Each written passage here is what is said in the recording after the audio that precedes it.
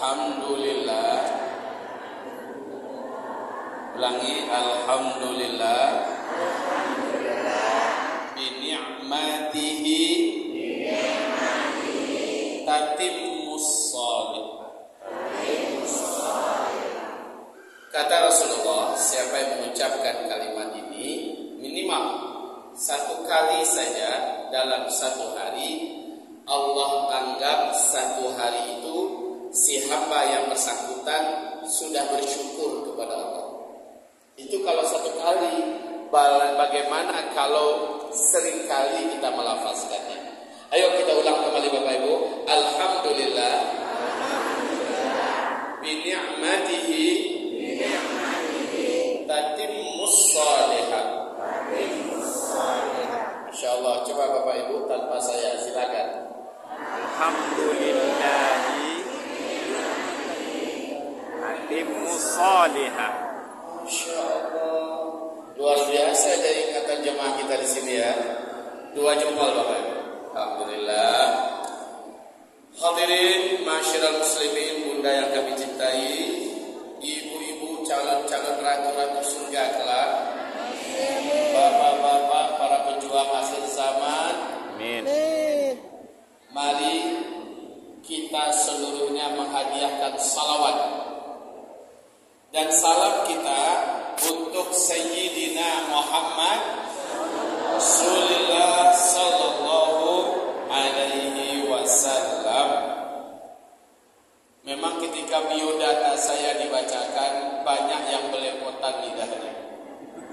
Kenapa? Karena beberapa nama terasa agak baru.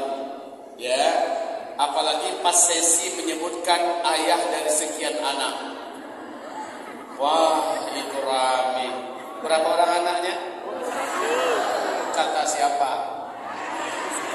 Bertanggung jawab. Alhamdulillah, itu adalah benar. Satu sudah ditabungkan di akhirat, sudah bersama-sama dengan anak-anak Palestina lainnya. 20 masih hidup, 11 laki-laki, 9 wanita. 3 ada di Timur Tengah lagi kuliah, 3 ada di Jawa, sisanya sedang mondok di pesantren kami.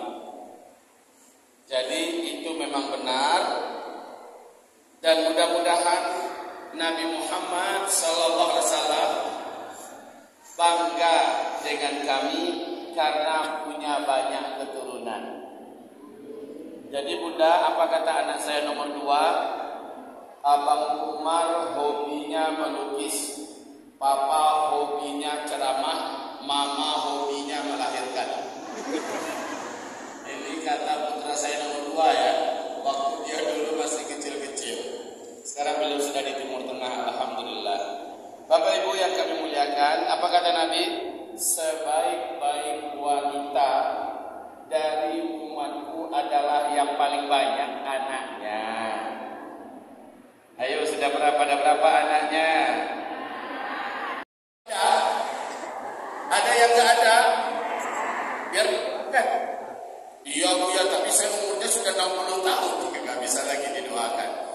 Hadirin dan hadirat, Bapak Ibu yang kami muliakan, hari ini saya tinggal di Payakumbuh, Sumatera Barat. Bunda, itu sebelahnya kota Bukit Tinggi. Sebelahnya kota Bukit Tinggi, cuma setengah jam. Buya Hamka, nah ini terkenal dari Sumatera Barat, yang sekarang museumnya ada di dekat Danau Maninjau. Sementara Bung Hatta ada di Bukit Tinggi. Nah, Payakumbuh di sebelahnya, pusat dan markas para pejuang Sumatera Barat, Payakumbuh. Hadirin yang saya cintai, kami mendirikan pesantren, dan sejak pesantren kami dirikan, kami pindah dari Jakarta ke Sumatera Barat. Jadi sekarang sudah semuanya dibawa ke Sumatera Barat. Hadirin yang kami cintai, Saya dikenal sebagai Ustadz akhir zaman bukan maunya saya. Bu, saya nggak mau disebut-sebut Ustadz akhir zaman, apalagi digelari dengan Ustadz kiamat. Sering bu, pas lewat baru beberapa hari yang lalu, lewat di airport, 2 orang ibu-ibu bisik-bisik, tapi 1 meter jarak saya sambil nunjuk hidung, Ustadz kiamat, Ustadz kiamat, kiamat aja.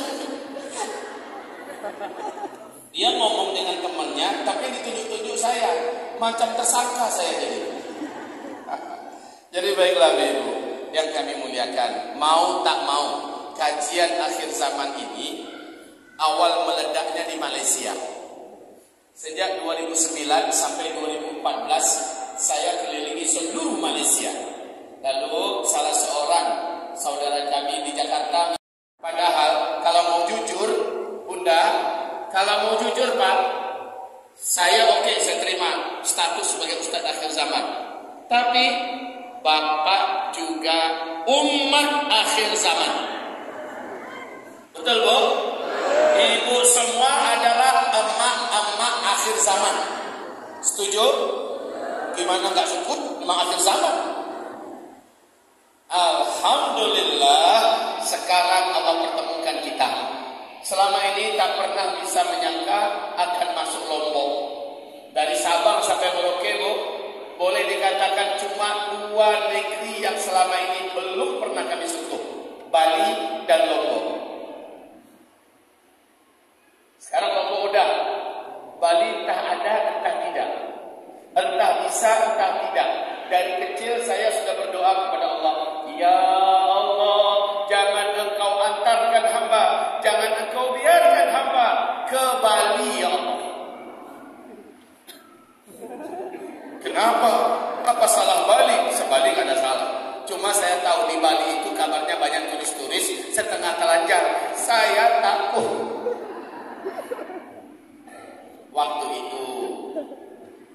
itu saya masih anak muda. Ya, Bu ya.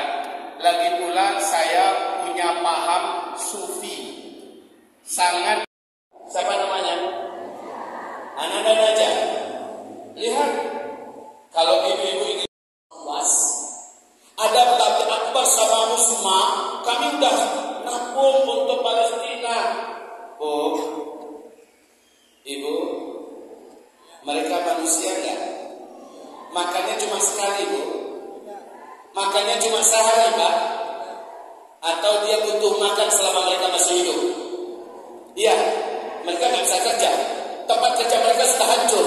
Ya, mereka sudah tidak punya apa-apa. Berarti untuk sementara sampai mereka merdeka, makan minumnya harusnya selalu ada saudara yang nolong. Gitu loh Bu. Boleh izin diturun ke bawah. Boleh jalan-jalan. Nah, bismillah. Saya jarang Bu kalau Pak ngomong tuh di atas kayak kena pasung. Nggak bebas bergerak. Kalau gini kan enak ya Bu ya. Dan Ibu sudah bantu Palestina, alhamdulillah. Tapi Bu, sekali lagi nggak bisa dong hanya sekali seminggu, hanya sekali sebulan. Apalagi sejak Palestina meletus, kita udah bantu sekali. Nggak bisa Bu. Sebab apa? Sebab mereka laparnya nggak sekali. Selama mereka lapar dan berulang-ulang, kita harus kasih makan dia berulang-ulang. Ibu, sekarang usianya berapa? Iya, serius. Kok kayak 45?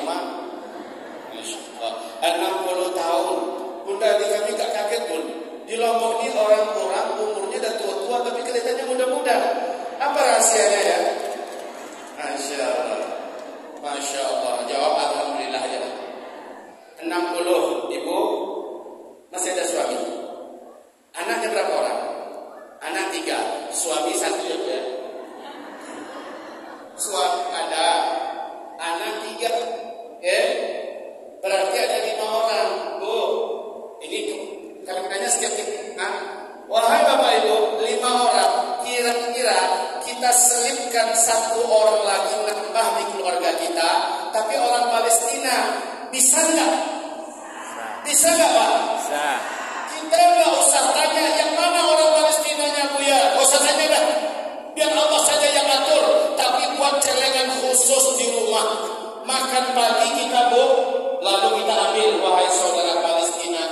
ini makan pagimu, masukkan. Makan. Begitu juga makan malam. Nanti kalau ada sedikit tambahan rezeki bonus, wahai saudaraku, bajumu habis semua kan karena dibom. Barangmu habis semua ini untuk beli baju baru. Walaupun hanya 100.000 masukkan tiap hari. Tiap keluarga nampung satu orang Palestina. Setiap keluarga nampung satu orang Palestina. Siapa saja orangnya terserah, biar Allah yang atur. Kalau ada acara-acara besar begini, langsung atas nama ibu-ibu paguyuban, ya, tampil sekian keluarga dari kajian Ummahat Paguyuban. Umpamanya bisa nampung 1 RT dari keluarga Paguyuban, ya, dia Paguyuban namanya, ya. Ya benar, Masya Allah. Jadi kita punya orang berdinir, ada tabungan. Palestina ditolong oleh Allah. Bersama kita atau tanpa kita, Palestina pasti menang. Amin. Pertanyaannya, apa terjadi setelah Palestina merdeka? Coba buka fase keempat. Buka fase keempat. Coba lihat dulu sebentar Bapak Ibu. Di fase keempat ini, apa yang terjadi? Saya ambil di sini sebentar. Ini Palestina di akhir zaman. Oh ya, fase keempat apa nih? Mungkin Bapak Ibu bingung. 5 fase dulu dah. Lihat 5 fase sebentar ya. Ayo segera. Nah ini start, ini finish. Start ini Nabi Muhammad diutus. Finish ini adalah berakhirnya orang Islam serentak meninggal dunia sedunia. Setelah finish 40 tahun kemudian baru kiamat. Dan Nabi bersabda, dari start Nabi diutus, ya, kalian semua pasti menjalani 5 fase sejarah, barulah meninggal serentak seluruh orang Islam sedunia. Baik Bapak Ibu, fase pertama, kedua, ketiga sudah selesai.